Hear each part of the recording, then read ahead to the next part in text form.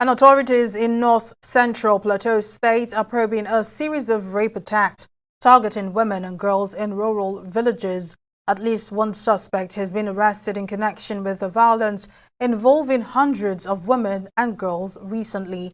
Truth Nigeria's Masar Akim now reports.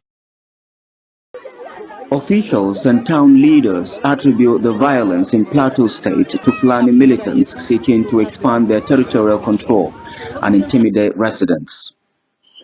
In recent years, more than 200 local villages have been allegedly seized by the Fulani.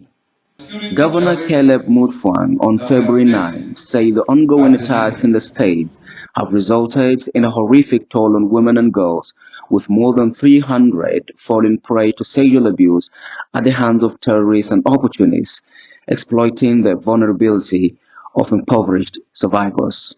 The security challenges that we are facing are deliberate. They are planned, they are orchestrated, because they know that the blessings of God in this land are plenty. And they try to blackmail us that we don't like to receive visitors. Is that who we are? No. We are not averse to visitors. During a recent town hall meeting organized by federal officials at the state government house in Jos, various speakers took turns to bring attention to the escalating threats in the state. We have the issues of insecurity. Most of our farms and our villages are evacuated, are abandoned because of insecurity. We are going to be suffering a lot of food shortages because of insecurity.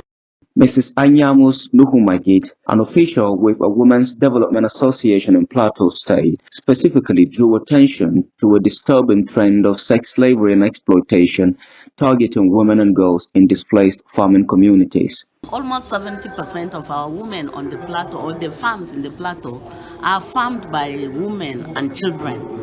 But these days we have threats in the farm. When women go to farm, they are either raped or killed. And so many of the farms have been left fallow, and you know that it will bring food insecurity. In one of the latest instances, on February the 3rd, a group of Fulani militants reportedly gang-raped 3 teenage girls approximately 35 miles southwest of Jos, the state capital. The recent one you mentioned, 4 young girls went to the farm to bring back firewood, in order to, so that they can prepare their meals, and they were raped mercilessly, very mercilessly. In fact, when I heard the girls, one of them told me that 4 of those Fulani militias raped one of the girls. And what are their ages? 9, 10, 13, 14. Those are their ages. And I want to use this opportunity to say that indeed is a cause for concern for us.